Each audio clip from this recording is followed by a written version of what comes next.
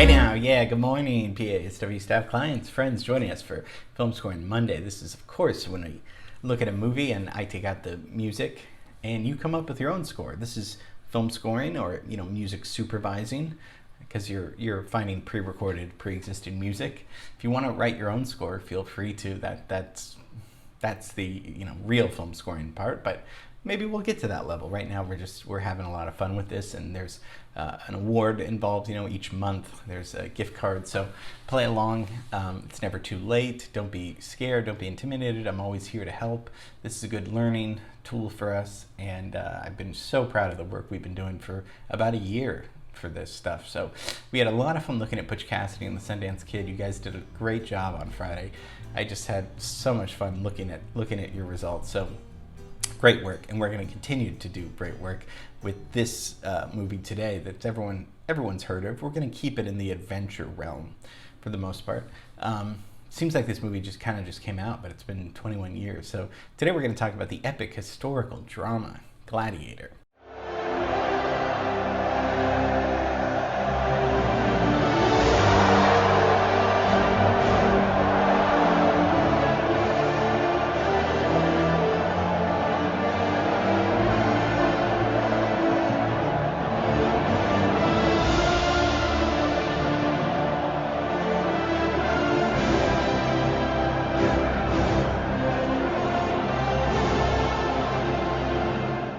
Gladiator, yeah, which was my former profession before coming to PASW, but it's not about me. Came out in 2000, directed by Ridley Scott. English film director, producer, directed Alien in 1979, which is kind of his first one, and Blade Runner, and Thelma and Louise. So he's been all over the place. Stars Russell Crowe, who was 35 when he did this, and Joaquin Phoenix. And probably the success, the script is fine, but probably the success is the graphics, but also the acting. The two of them are terrific together. So everyone's heard of it. It takes place in AD 180. Yeah, AD 180, which is, I don't know. Were dinosaurs around? No, the dinosaurs were before this, right? Okay. It's really hard to keep track of the timeline, but the movie won multiple awards. It won Best Picture, Best Actor for Russell Crowe, Best Costume Design, Best Sound, Best Visual Effects, and it was kind of, they did a lot in the 60s, a lot of, they did Cleopatra and other, we looked at Ben-Hur, other historical dramas, and I think the 90s, they kind of went through, indie films with Tarantino and Coen Brothers, stuff we looked at, and then perhaps starting with this in 2000, we went more into epic historical dramas before getting obsessed with, superhero movies. But he's kind of a superhero on this, so, whatever. We need to leave. We were at Echo Park on Thursday, so let's go to England where they filmed this. If we look at the year 2000, obviously what happens, Y2K passes without any serious computer failures. If you remember, everyone thought, the year 2000 computers were going to fail completely. I don't know if you remember that, but it was like big news, and then nothing really happened. So like other movies that were out were Castaway, that was a big one. Meet the Parents, huge comedy that's gonna go on and make many sequels. What Lies Beneath comes out, one of my personal favorite thrillers. Aaron Brockovich comes out, and Julia Roberts is going to win that award and make history. But mostly people are watching Survivor. Survivor gets 51 million viewers for the first season. So what's this about? Pretty much Russell Crowe is this fighter. He's a gladiator, right? And he's this Roman general, Maximus. He's betrayed when Commodus, who's Joaquin Phoenix, and he's the son of Marcus Aurelius, who gives the power to Russell Crowe, but then that power is taken away, and Russell Crowe becomes a slave instead of being the king. And so Joaquin Phoenix takes that away. So he's reduced to slavery and becomes a gladiator, and rises through the ranks, and takes, vengeance against the murders of his family, because his family's murdered, and mostly Joaquin Phoenix is the bad guy. So to create the size of the Roman Colosseum, 1/3 of the epic landmark was built in Malta, out of plywood, and all the plaster kind of located on the island. So this was a really, they use CGI in so many clever ways. This is, I think, in a way, so much so that Oliver Reed, who's, the great actor Oliver Reed, passed away before his filming was completed. He died of a heart attack in the middle of his performance. It would have cost about $26 million to go back and reshoot it with a different actor. So instead, they came up with a plan to CGI his face in the rest of the movie. I don't know. You can't tell the difference of when they did it and when you can't tell. The fact, so they use CGI to digitally scan Reed's face onto an extra in order to finish filming. So there was an extra body with, I don't know who the body was, but then Reed's face was imposed on this body. Amazing what computers could do back then, even. So that's a good example of CGI. So what about the music? Best score, right? Oscar nominated score, composed by Hans Zimmer, who's a composer maybe we talked about a little bit, and Lisa Gerrard, who's Australian musician and singer and composer. And so the two of them wrote this score together. And Hans Zimmer was born in West Germany, and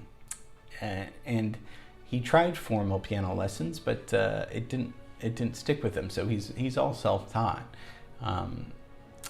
and he joined a band, and but said that he always had heard music in his head. And he's one of these composers that he's 63 right now. He's kind of one of these composers like Danny Elfman and Howard Shore and James Horner that blend electronic and classical music together, particularly with large orchestral scores with a lot of drums and a lot of electronics sometimes. So that's kind of the Hans Zimmer sound. So there's controversy because the estate of Gustav Holst sued Hans Zimmer.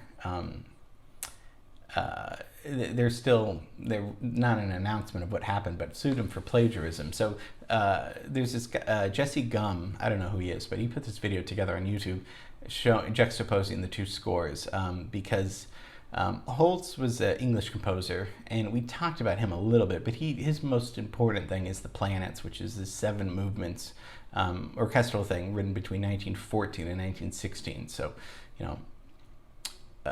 like 90 years before Gladiator. And each movement is named after a planet. So they thought that Mars, the Mars movement, was stolen, that Hans Zimmer kind of stole that. I want to know what you think. This guy put together this video, so take a listen to see if you hear similarities.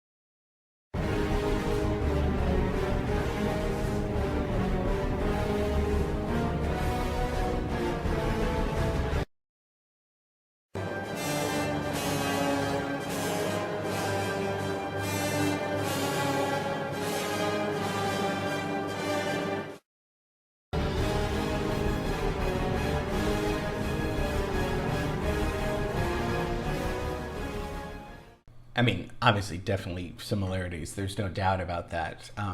Mostly, I mean, what I hear is the ostinato, the rhythms, the rhythm of that is evident in both of them. I'm not sure if it warrants, if it's plagiarism. I don't know. I'm curious to know what you guys think. I mean, you see a lot of similarities for sure. I don't know. As a composer myself, we're influenced obviously all the time by other people. Yeah. I mean, it's we've looked at other composers that have stolen and borrowed rather. Just thought it was interesting, but yeah, I mean, it kind of went to court, so it was a big deal. So the scene we're going to look at is. It was actually kind of hard to choose the right scene because I did want to do this movie because it would be fun for you guys. Hard to choose the right scene because there's so much violence and there's some very violent scenes in this movie. So it's hard to find one where they're fighting where it's not too gory. So this should be okay for the kids, hopefully. I don't think there's anything too scandalous in here. So let's take I don't know how much backstory. I mean, he's Gladiator. He's Maximus. He's fighting as a slave. He starts as a slave, and back then it was just a sport for people to watch people die because they didn't have cable TV or the radio or anything like that. So the next best thing is just to go to a stadium and watch people die. I guess. I mean, so I don't think you need much backstory about this. So he's let's watch the scene with the music.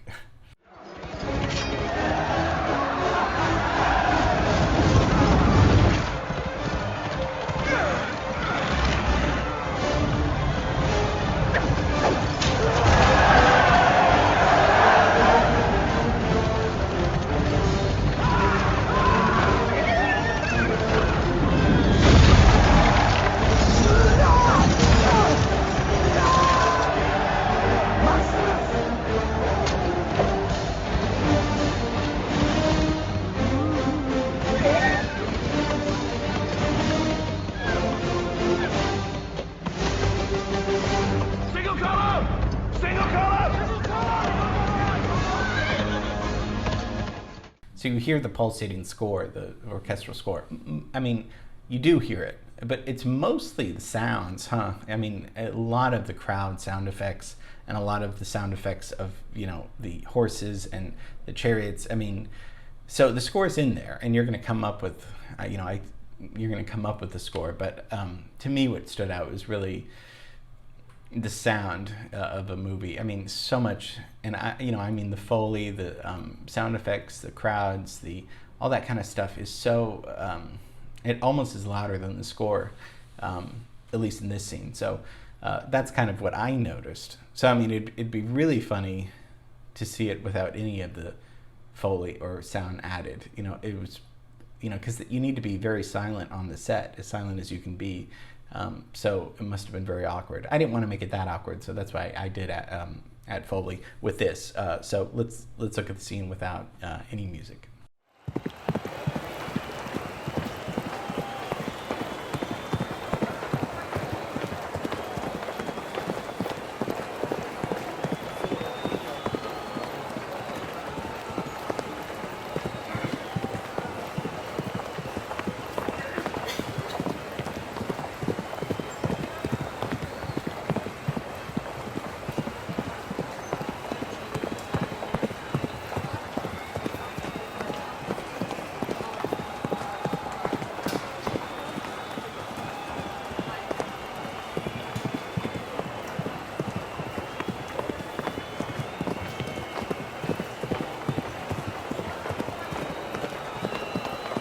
So you guys are pros. You know what to come up with. You know what's going to work.